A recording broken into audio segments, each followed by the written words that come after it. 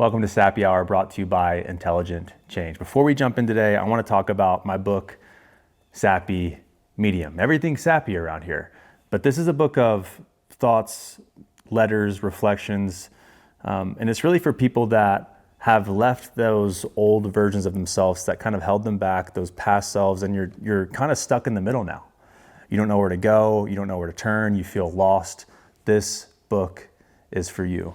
I wrote it when I was in my lowest, really in the middle of trying to figure things out, and it's something that I really think can help you. It's real, it's raw, and it's a rough draft. I really feel like I've left a lot of stuff in there that most people would take out. And so I would love for you to check it out. The link is in the description, and you can use code Sappy Hour 10. Again, it's Sappy Hour 10, no spaces, to get 10% off. So check that out. But today, let's hop into the podcast. Today we have a guest, and his name is Ben Nemtin. And I have a little write-up here, and I'm gonna read it so I don't mess anything up. Ben Nemtin is the #1 New York Times best-selling author of What Do You Want to Do Before You Die? He also had an MTV show called The Buried Life. But he also has a journal, the Bucket List Journal. He's the co-founder of the Buried Life movement. Ben's story is as much about mental health and purpose as it is about adventure. After struggling with depression, he found meaning again by helping others uncover their buried dreams. From playing basketball with President Obama to helping a stranger reunite with their mother after 17 years, Ben's lived proof that the impossible can be done and that your purpose is the best kind of medicine. And with that being said, we're going to dive into all of that, but I'm so excited to have Ben Nemtin on the podcast. Check it out. Well, we're already rolling. We'll just keep it going. But I'd love for you just to tell everyone who you are. You've had a show on MTV, you have a journal, you're a speaker, you're my speaking coach, which is awesome. We met in Ibiza, but just kind of let them know who you are. The coolest guy I know, Ben. So I grew up in Victoria, British Columbia, which is there's an island off of Vancouver called Vancouver Island. So I grew up in Victoria, and I grew up putting a lot of pressure on myself to succeed. Like I always wanted to do well in anything that I did. Ultimately, when I look back, it's because I wanted people to like me. I really wanted to be accepted. I wanted to be cool. And so I just wanted to be liked. I thought, well, the best way to be liked is if I do everything perfect. So I was had an academic scholarship. I was on the under 19 national rugby team, which is basically where you grew up. We sound a lot alike. Yeah, you were playing football. I was playing rugby. It was the same thing. That was the big sport. And honestly, I just crashed. And I didn't know why, but I started to get anxiety. I started to lose sleep. I had made the national rugby team, and everything that I'd wanted in my life was happening, but I was unhappy. And I started to get anxiety about my performance at the World Cup. And I had a high pressure position. I was playing the fly half, which rugby is crazy, bro. Rugby is You're nuts. A beast for that. It's like football with no pads. Football with no pads and more drinking. Yeah. And so I had missed a big game-winning kick earlier in the season. And I thought, okay, I can't choke at the World Cup. This is my shot. And then this little thought in my head was well, what if it happens again? What if you miss an easy kick at the World Cup? What if you blow this opportunity? And this would come at night, and it would keep me up.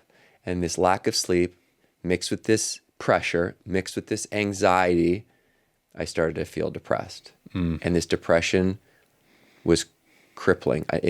This anxiety made me not be able to make decisions. So I couldn't go to school. I was stuck. I couldn't go to rugby practice. I got dropped from the team. I couldn't leave my house eventually. I understand that.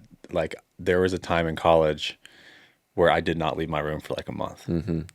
And when my roommate walked in there, it was just a mess. I mean, I'm ordering in food, but I couldn't get up.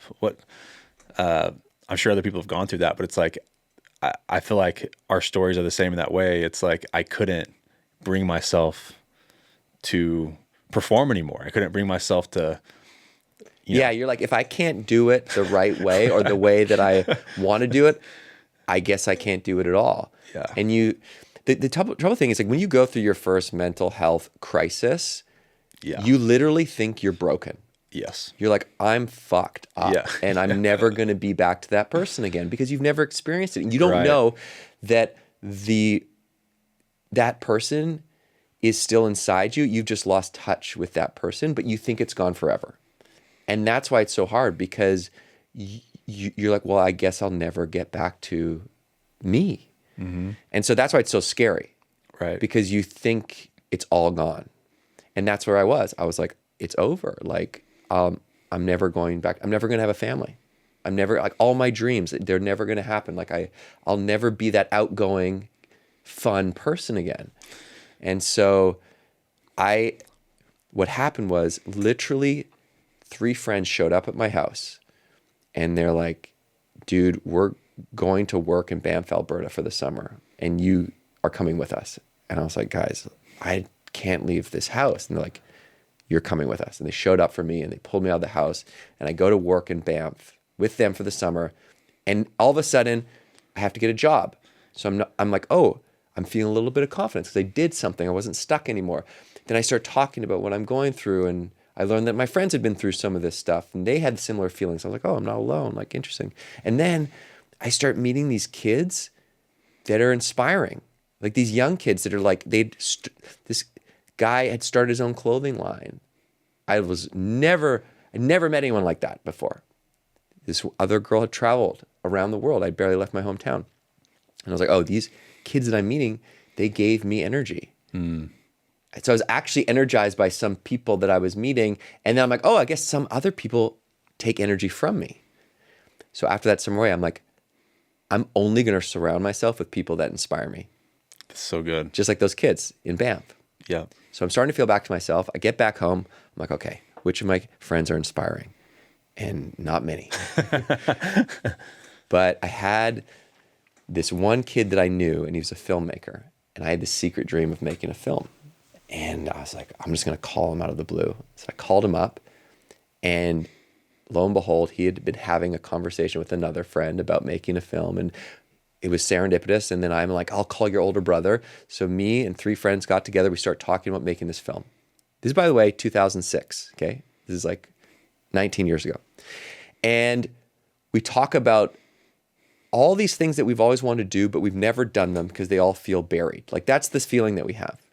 And then my friend gets assigned a poem in English class called The Buried Life. Mm. And this poem talks about how the day-to-day buries our dreams. Mm. And we're like, that's how we feel. Mm-hmm. Let's call this film The Buried Life. And we made a list of all of our buried dreams. And we're like, let's just go on a 2-week road trip to go after these dreams, and let's help other people achieve their dreams.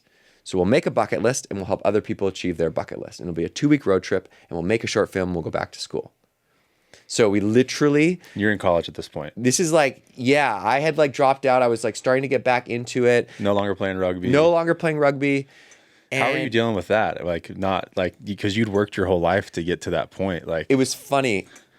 As this started to go, and I started to kind of scratch this creative itch, I started to feel more alive, and I didn't really miss rugby anymore. In hindsight, I realized that rugby was the dream, but it wasn't my dream. And so I was feeling like back to myself for the first time in a long time, right? And things were starting to happen. Like, the energy was contagious. Sponsors were coming to sponsor this road trip, right? We were throwing fundraiser parties. We found a secondhand camera on eBay. We built a website, and we said, we're gonna walk, bike, or drive this 2-week road trip. Like, we're doing it. And you're just going and just checking things off your list. This is even, and we're like, we're gonna check things off our list, and we're gonna ask people this question: what do you want to do before you die? And if we can help them, then we will. Because that was the question that we asked ourselves to write our list. Because we're like, thinking about the end of our life makes us think about our life. And on this list, it's just like all these little things that you want to do on this road trip. And big. And big things. We said there are 2 rules. First rule, you have to pretend you have $100 million in your bank. Second rule, you have to pretend that you can do anything. So crazy dreams, go to space, make a TV show, sit with Oprah, make a film. Didn't you play basketball with Obama? Play basketball with Obama, yeah. And we never thought we would do any of these things. Yeah. It was literally like, we wrote it down. Sometimes we're like, this is ridiculous. We're never going to do this, but all right, we'll write it down. And then we bore an RV and we hit the road. And then what happened was, unexpectedly, keep in mind, like pre-social media, we have flip phones in our pockets, right? The influencers aren't a thing. Yep. We're just like, we're going to go just do this and make a film and have like show our friends in the neighborhood. And you're just trying to like, how are you getting sponsors and stuff? Dude, we would cold call companies out of the phone book. This is a phone books were a thing. Like we would cold call companies and be like, pretend we had a production company. We said, we're making this film and we're doing this road trip. We want you to be in the film. We're going to make t-shirts. We'll put your logo on the t-shirt. We had an RV. We'll put your logo on the RV. We make a website. We'll put your logo on the website. We're going to be on local news. We're going to talk about your company. And we probably got about $3,000 or $4,000 worth of sponsorship in the first, and a lot of in-kind. Red Bull gave us Red Bulls. A juice granola bar company gave us granola bars. And we're beg, borrowing, and stealing to make this happen. I was a beer rep at the time, and I would like work half days, and then I'd cold call companies, and I'd trade free beer for stuff. And so we just hustled to make it happen. And then we're like, okay, we took a $2,000 loan out from my friend's dad. That was like all we needed. We had about like $7,000 total. Saved up, $2,000 loan, sponsors. And we hit the road. Then, unexpectedly, people hear about it.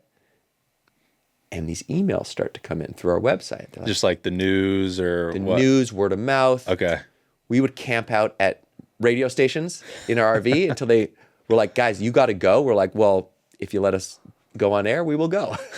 And they would let us go on air. And we'd tell us about the project. We'd share our dreams. And then people were like, hey, I can help you. Wow. Cross off, get up in a hot air balloon, ride a bull, make a toast at a stranger's wedding.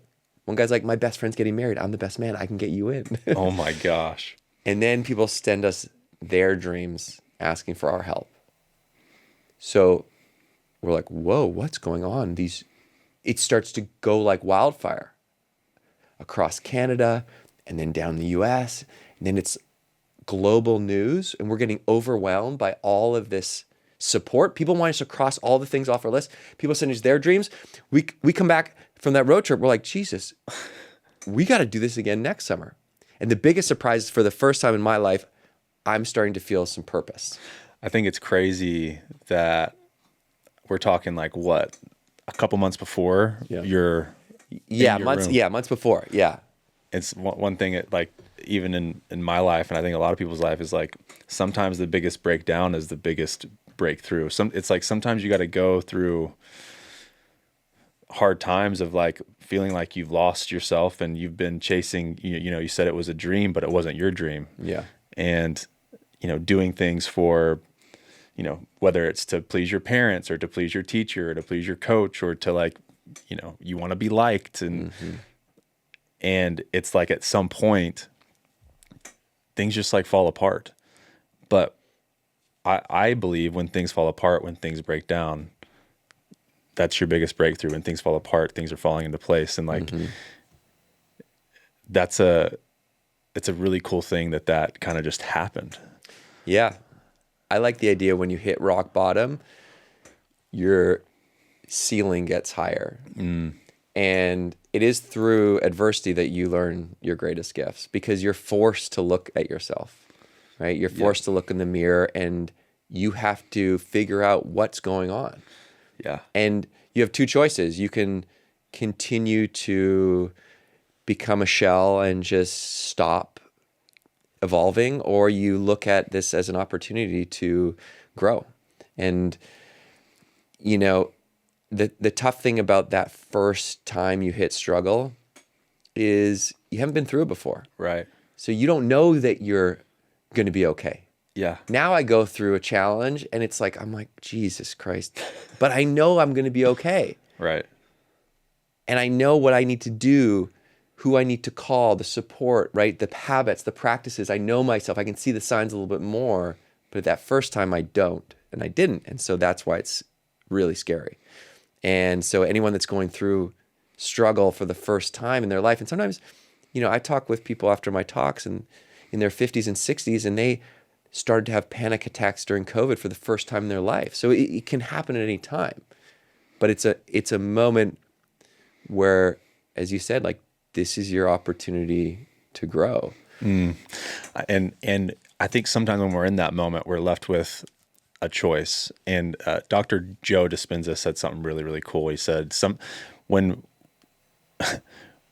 what we really want is certainty. Like, our nervous system wants certainty, our brains want certainty, that fear. And we would rather feel guilty and not like ourselves than to deal in the uncertain, than to take a chance. And, those practices, those tools that you're talking about, because that's what's happening when you've gone through these things, you've chased, these things that might not be for you. Well, there's just so much certainty around it, that comfortability. How did you, obviously your friends helped you, but how did you gain the courage to fight against that certainty that wanted to keep you in your house? It's a good question. Because you had to have been nervous. You had to have been scared. So here's the thing. The great thing about being a part of a team is it's a little easier to be brave. Because you have people beside you to prop you up. When you feel the fear, they carry you forward, and vice versa. And so that's why me committing to surrounding myself with people that inspired me changed my life forever. And if anyone asks me what's the most important or most impactful thing you've ever done, it's that single decision to surround myself with people that inspired me.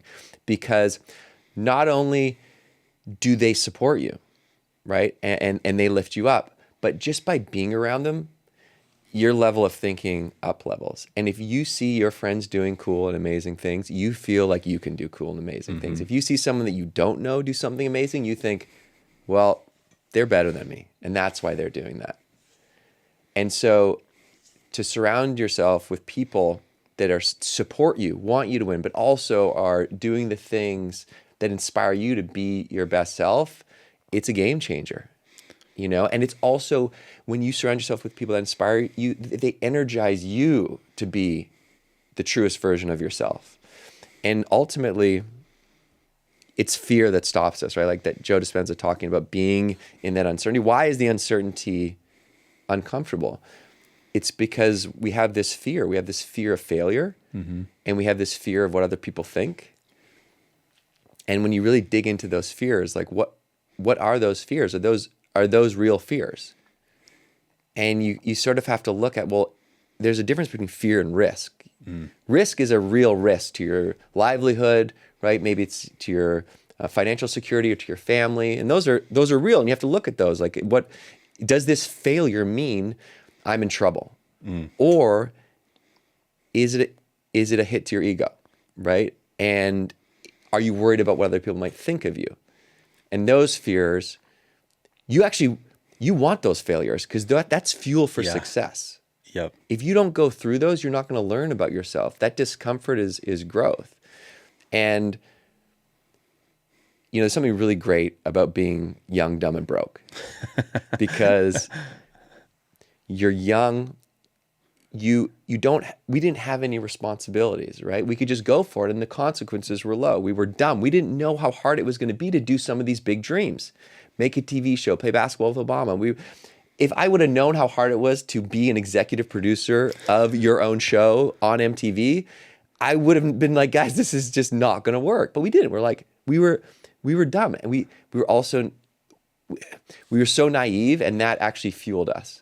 And we didn't have much money, and so we didn't have to risk anything. But if you can continue to keep that youthful energy in the exploration of going after the things that are truly important to you, right? That's ultimately how you achieve these things you never thought were possible. You need a little bit of that. That's so good.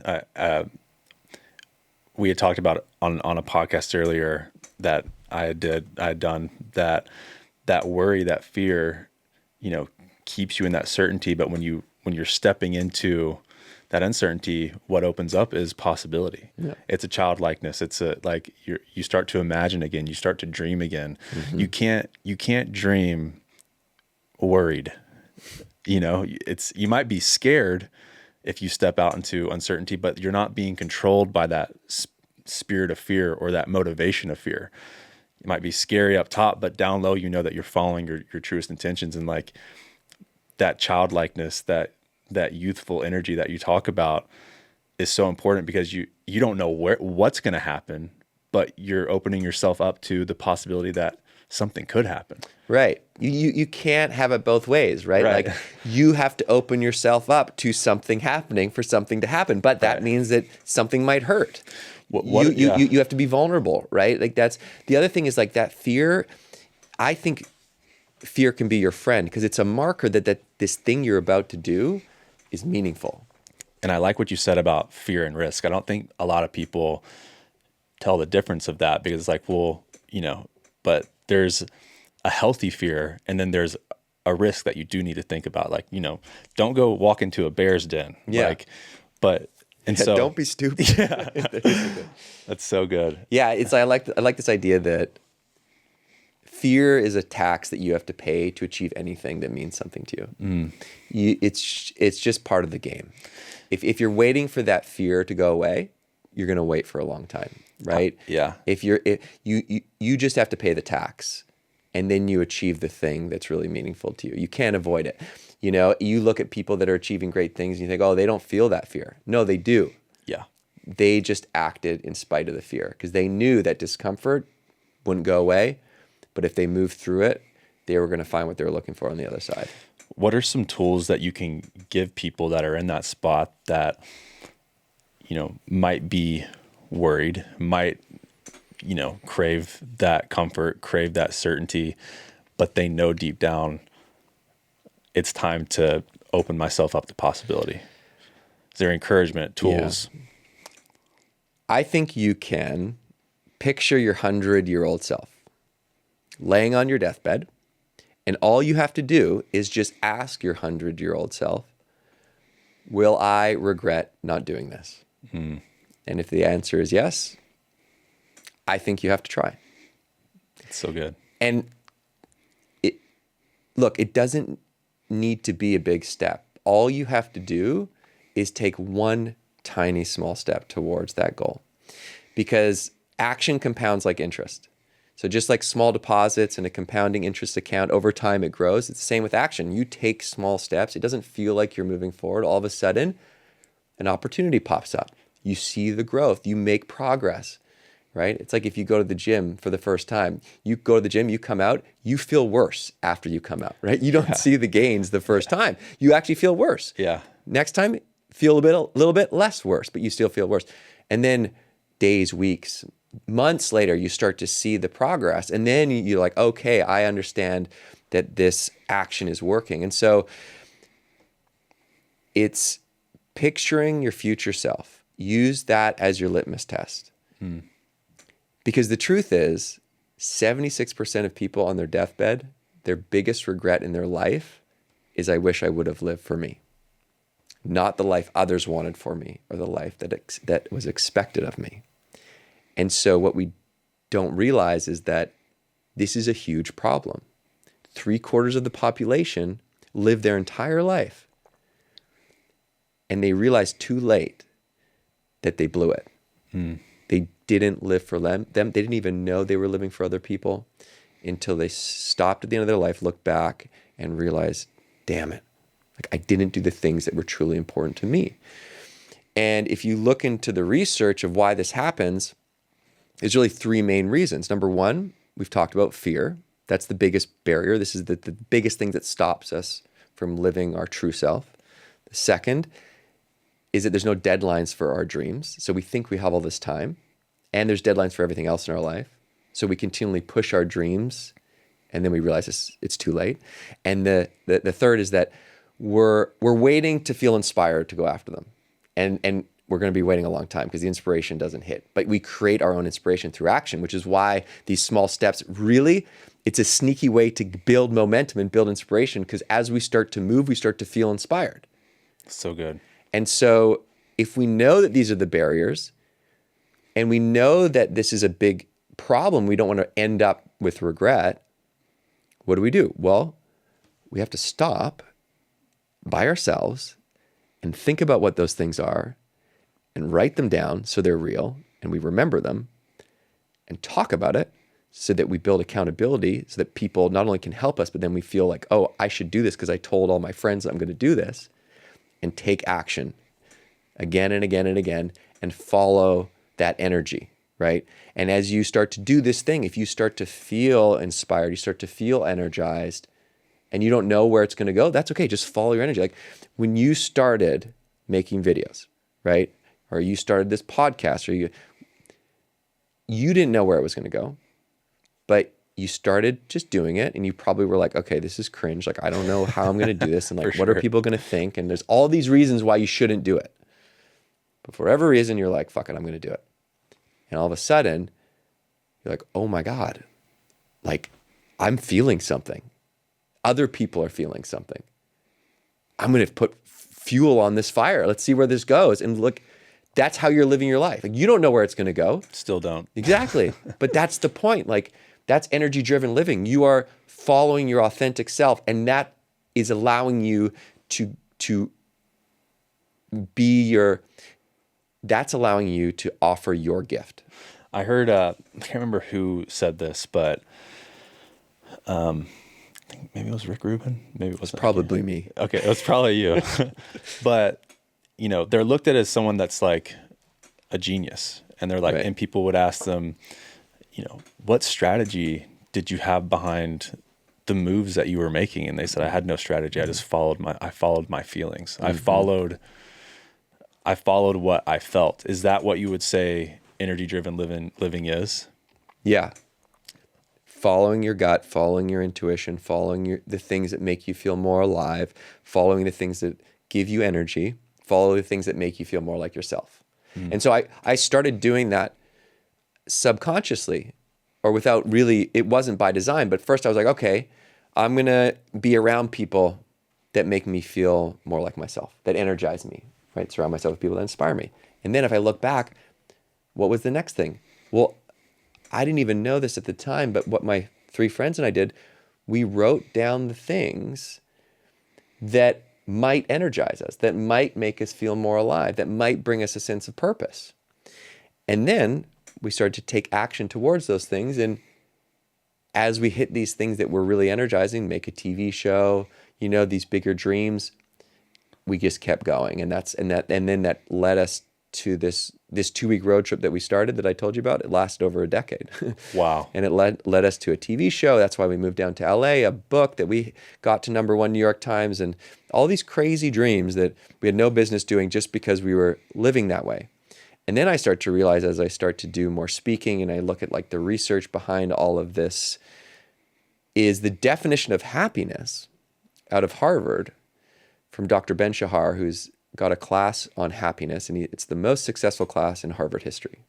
His definition of happiness is this: the feeling you have when you are moving toward your potential. That's so good.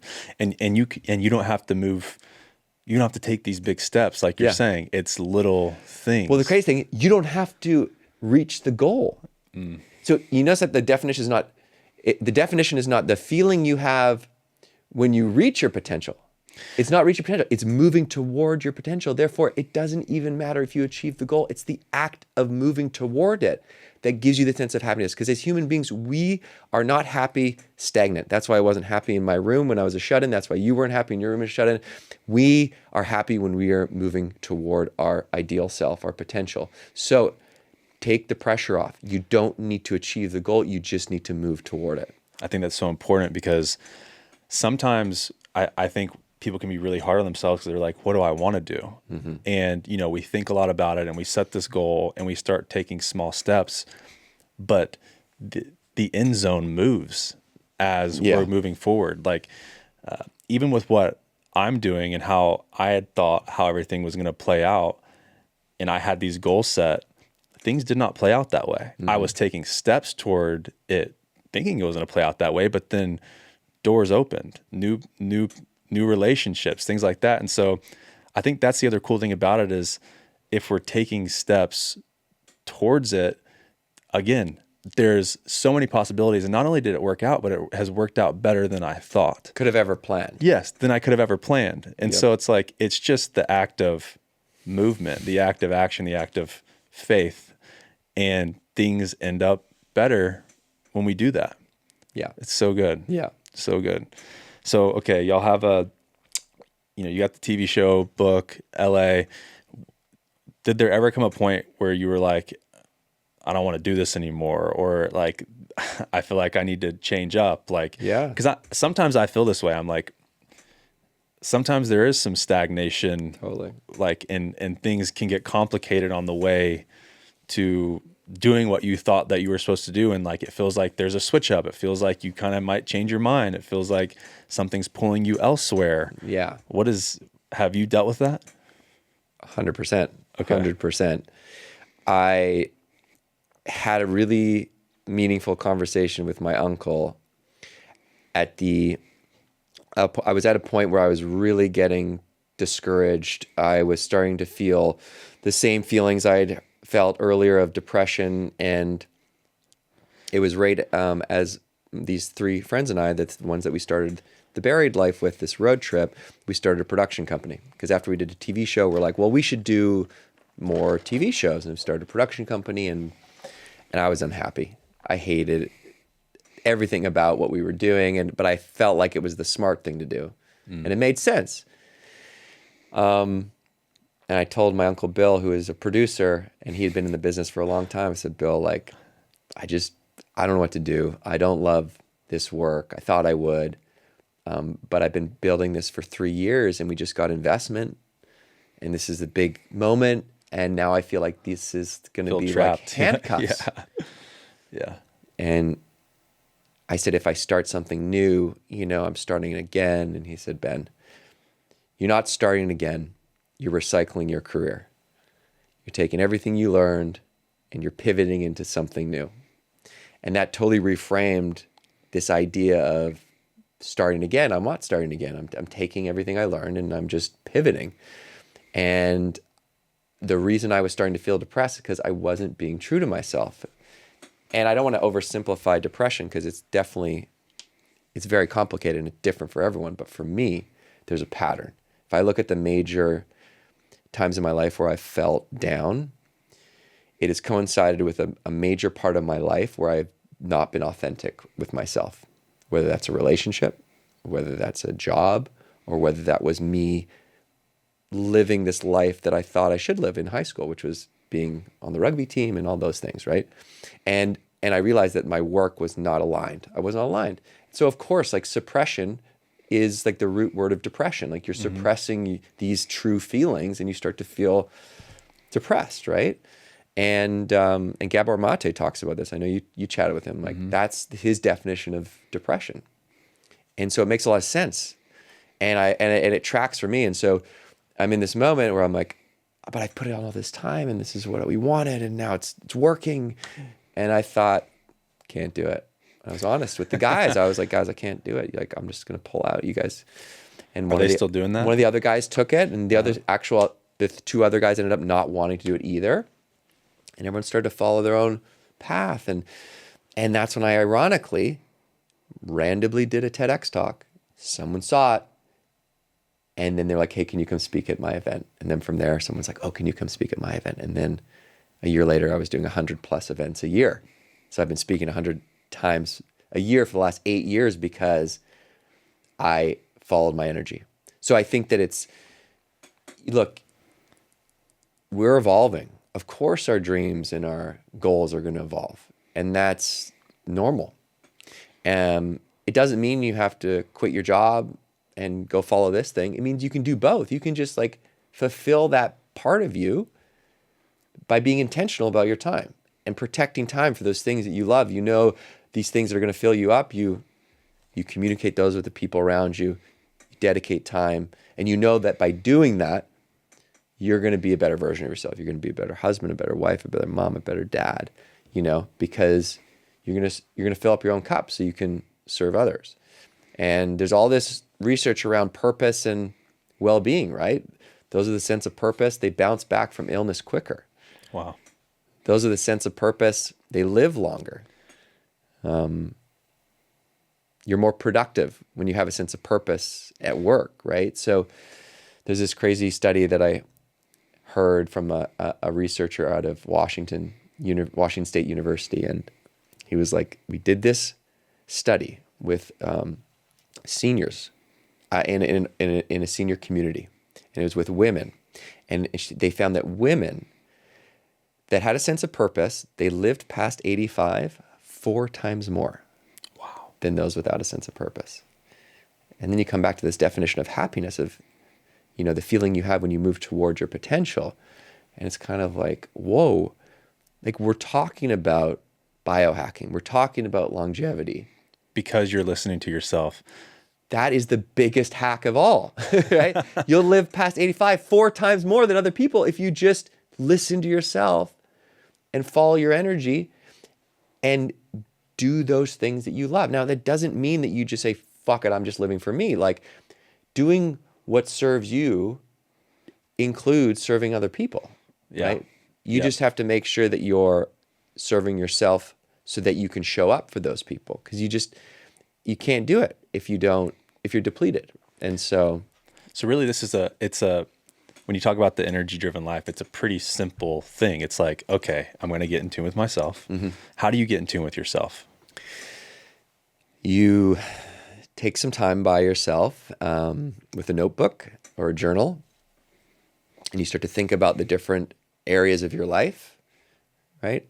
You have your travel and adventure goals, you have your creative goals, you have your mental health goals, your physical health goals, professional, financial, spiritual, could be material, right? You just think about, okay, if I thought about a cross section of all the parts of me, what are the things that I would like to pursue, right? And you start just to imagine I have all the money in the world. Imagine I can do anything. What would I do? And you start to just write those down. And it's a muscle. You might not think of anything. I have a lot of people say, I can't think of one thing on my list. It's totally normal. It's like, okay, don't think, feel. What are you curious about? What excites you when you think? You know when you book a trip with family or friends and just the thought of the trip excites you? Mm-hmm. Yeah. That's what you're going for. A lot of times we get more joy. There's actually done studies on this where you get more joy looking forward to the trip than the trip itself. Yep. So it's like Christmas before, waking up, going to Disney World when you're a kid. It's exactly. So those things, and so you write them down. That's the first step. Then you have to share them, because the only way that we cross things off our list or achieve our goals is by sharing them. And you also build accountability, because I tell you right now, I say, you say, what are you working on? I say, I'm writing a book, right? I'm writing a book this year. And then I bump into you and you say, hey, how's the book coming? And I'm like, damn it. Like I better start writing that book. I've told everyone on the podcast. And so that's good. You want to use that thing that holds you back to your advantage. This fear of what other people think, right? So like usually holds you back, but if you tell more people, then you're like, oh, everyone thinks I'm going to do it. I better do it. So you can use that as fuel. So you write your list, you talk about it, and then you make 3 48-hour action items. What are 3 things you can do the next 48 hours that are super simple, that are small steps to build the momentum? And then you got to just do them. Plug away, keep going. And don't you have a journal for this? Is there? And that's the bucket list journal. Bucket list journal. Yeah, the bucket list journal is... I'll put it in the description. Basically, I like a process with things. So I built the journal. You learn about the barriers that I talked about. You write your reverse bucket list, which I think is important. All the goals you've achieved. So you're like, you can celebrate the wins. Like you've actually achieved a lot. And then you write your list in those 10 life categories that I talked about.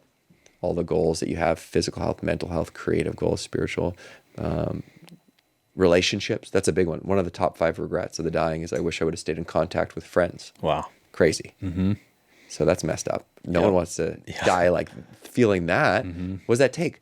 A phone call, setting a dinner, a trip once a year, right? Like those are the types of things that you just need to be intentional, because there's no deadline for that trip with your friends. There's no deadline for the phone call to catch up. And so we think, well, I'll do it later. But time moves fast, and research shows that our days move faster and faster as we get older. So we have to write them down. So the journal helps you identify those things, because as I mentioned, like sometimes it's hard to think about what those are. So there's like prompts, description of every category. Then you write your list. The next is then you track your goals and you build accountability, because there's no deadlines for dreams. We've got to build accountability. You set a deadline. You set a reward for yourself so you get something. It's like if you go to the gym and you know you get a smoothie that you love after every workout, you're kind of more likely to go to the gym. Yeah. So Reward system. And then you have an accountability buddy, because you're 77% more likely to achieve your goal if you have someone checking in with you or you send regular updates. So if I say I'm going to write a book and I'm like, JB, can you be my accountability buddy? I'm going to send you 1 chapter a month. I just want you to like skim it quick. You're like, okay. And I'm like, I'm going to do it. So all these mechanisms to try and that's all in there. Yeah. Cool. That's awesome. Yeah. So what I love about it is again, is the simplicity. It's getting in tune with yourself. It's writing it down, and then it's just living a life of intention. Mm-hmm. It's not like you're asking people to go and, climb Mount Everest. Yeah. It's what are the little things that can one day take you there. Mm-hmm. I think that's so awesome. There's a question that I have is obviously you're human. You've done all these things. You've lived this life of intention. Do you still deal with doubt and worry and things like that? And what's your relationship with that today? Like, as you've, crossed these things off your list and, seen what comes after working through fear, how are you able to work through these things now, that doubt and stuff? I think that it's just the awareness that the doubt never goes away. Yeah. It's sort of like a Wonder why that companion. is.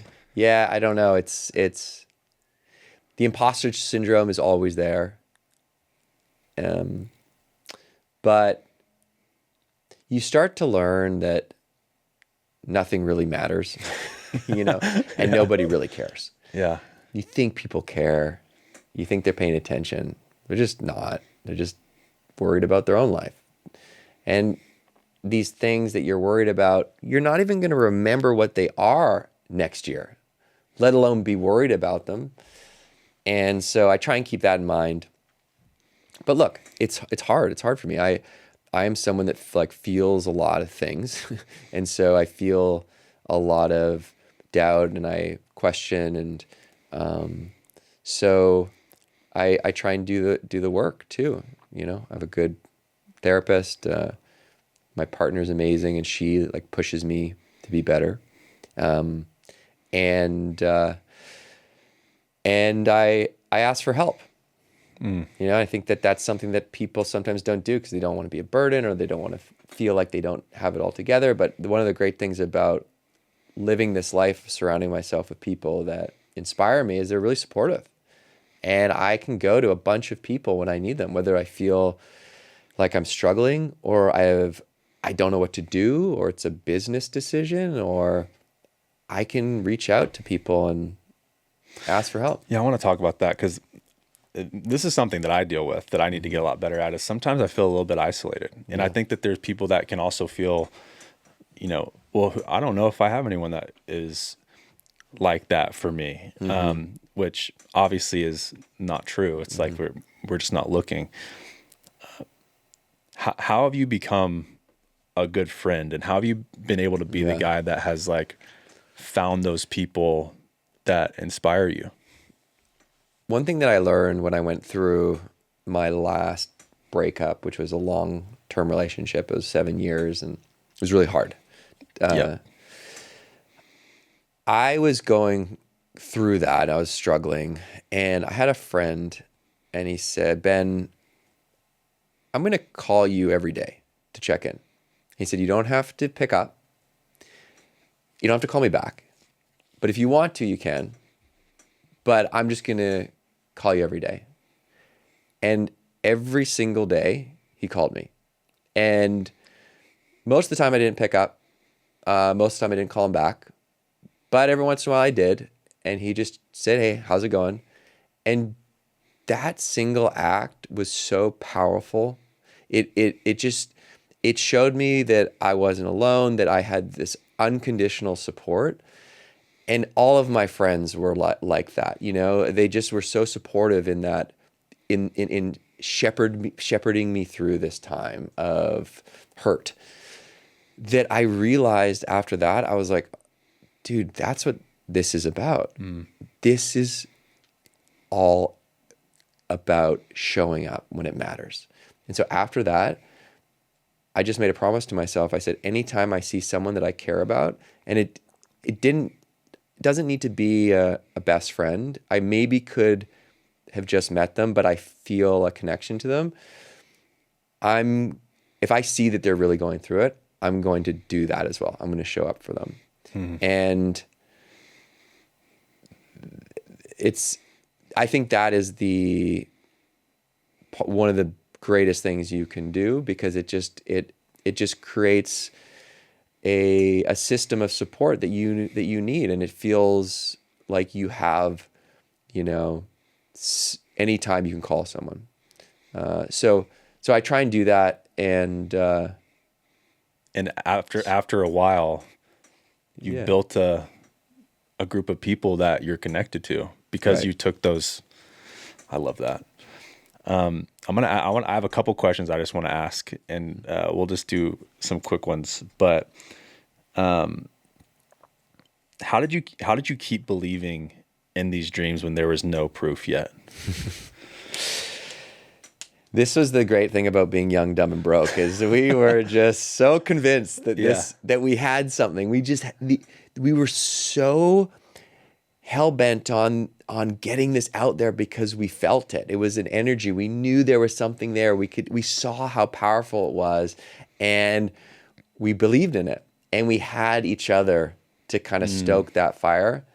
And so that was really the key. In the beginning, it was that we had each other, right? And we were having a blast. Like, we were living, we were traveling the country, achieving our dreams, helping other people was crazy. We never helped anybody before. And all of a sudden we were helping people reconnect with their biological parents and kids that they'd never met. And we were getting like people new homes and getting people over their fear of heights. And like, it was wild. We were building these connections with people in a moment.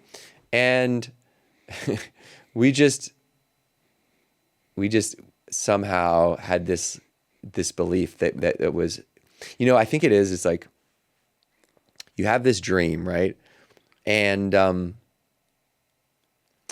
it's like a pilot light, and that pilot light never really goes out, but you do things to kind of put it out, right? You tell yourself, it's not the right time. I don't have enough money, or, you know, that's too risky. And you sort of like convince yourself that it's out, but it's not. It's like this little pilot light. Won't go away. Yeah. And that's why at the end of your life, you realize, damn it, that was there all along. I wish I would have acted on it. So when you have a couple people in your corner that are kind of like putting a little gas on that flame, you start to believe a little more. And that's what happened with the three of us. We just were like all kind of stoking that flame for each other. And then as soon as a couple of the big dominoes fell, you know, like I remember we wrote Play Basketball with Obama on the list right as Obama was elected. And we just thought it'd be so ridiculous. Like, this was the most impossible thing we could think of. 4 Canadians, you know, living on an island in Canada, playing ball with Obama. Like, we didn't even know anyone in the US. And then we have no idea how to do it. We just drive to DC. We start asking people on the street. We're sending cold emails. We're meeting people. We're getting sent to other offices. We're standing outside the White House with signs, wearing basketball uniforms. We're like challenging the president to a basketball game and showing up at the Y every day. A million no's. They're just like, guys, no.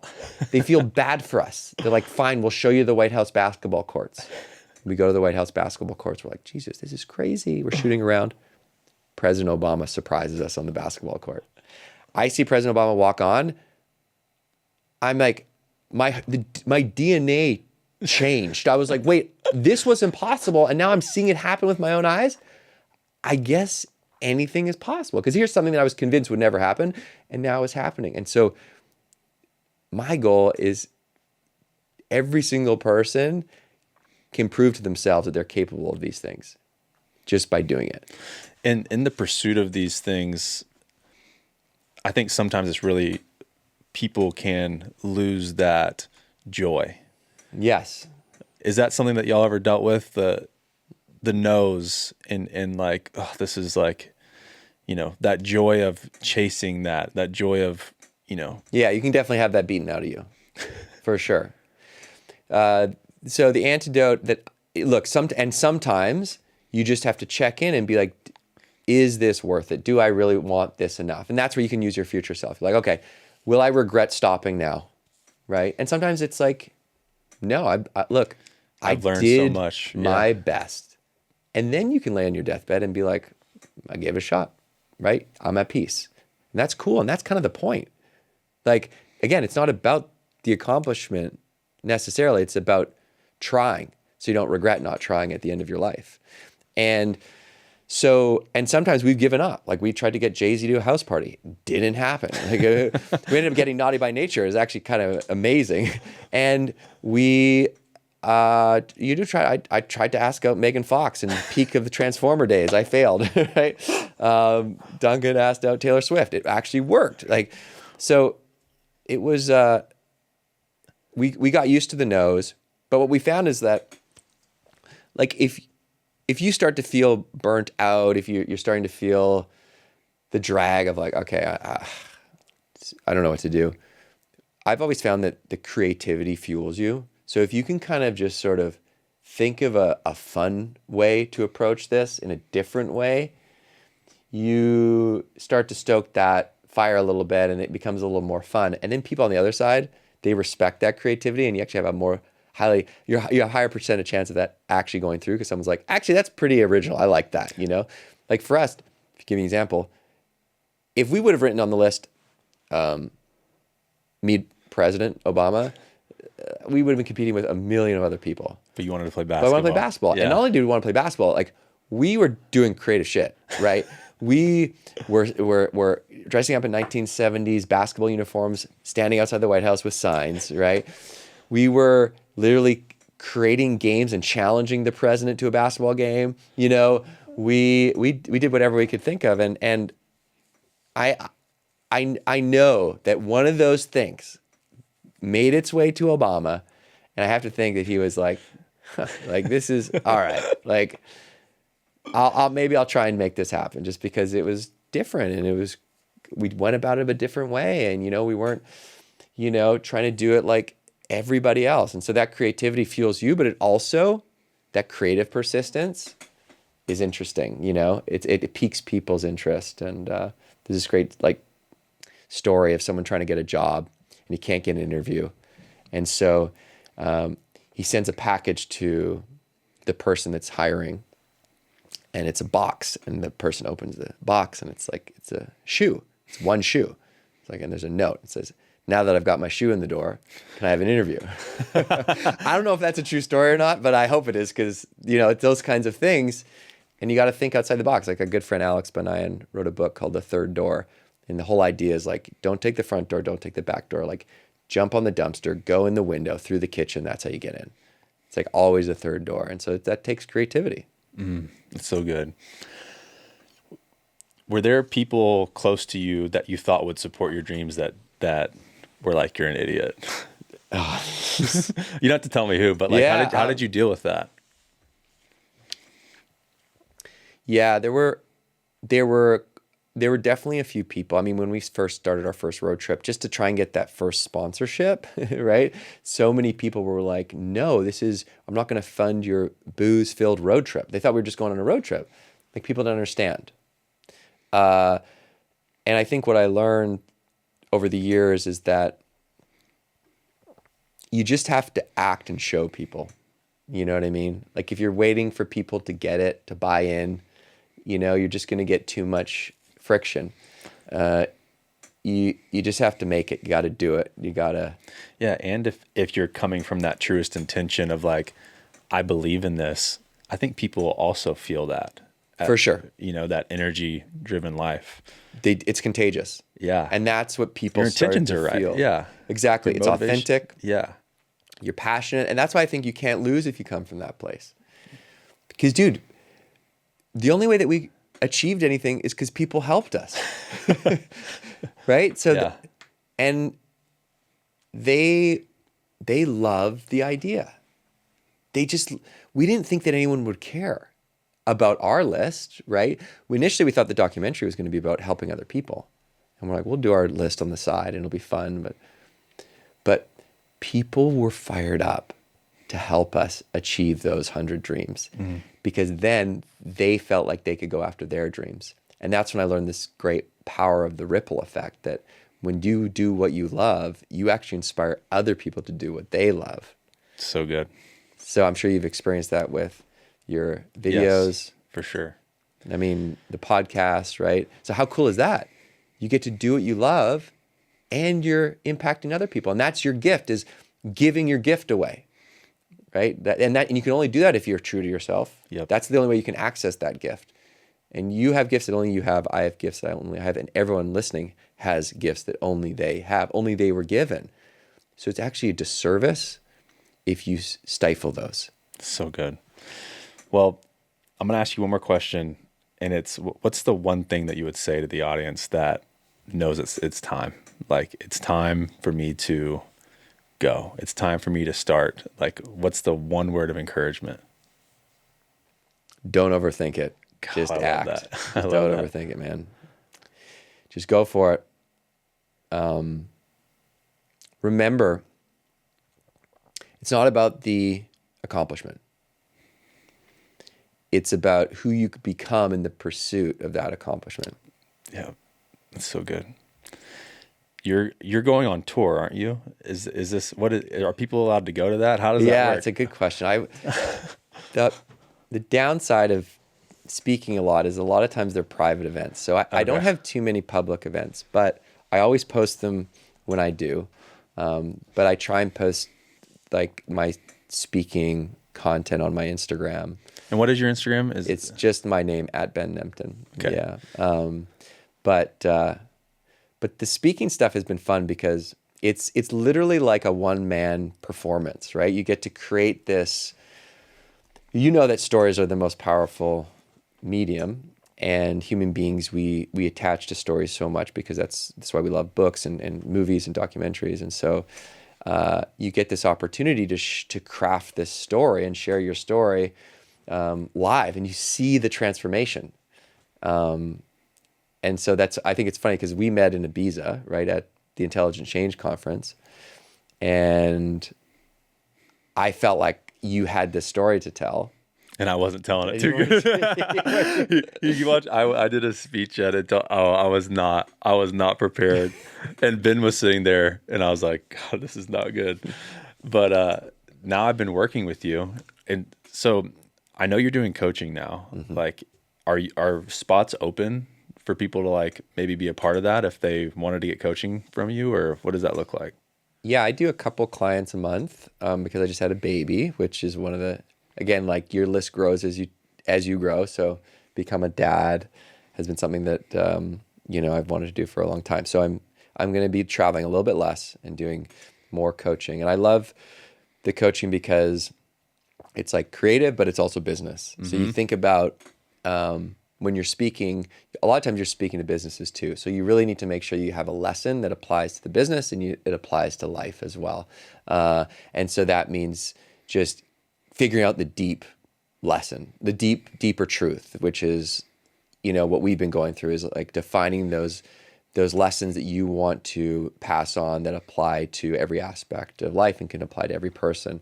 And then figuring out what the story is, because you have a crazy story. Yeah. And a lot of people don't know your story, the full story. And so, that's something that needs to be shared because it's also a story that a lot of people are going to relate to. Yeah.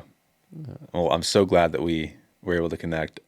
Is there a way that if someone is interested in working with you that they can, like we can put something in the description or something like that, an application or something? Yeah, we can do, I would say the best way is let's just put my email in, Okay. and then I can direct them to the form to fill out. But that's probably the best, or through Instagram DM. Okay. Is probably the best. Cool.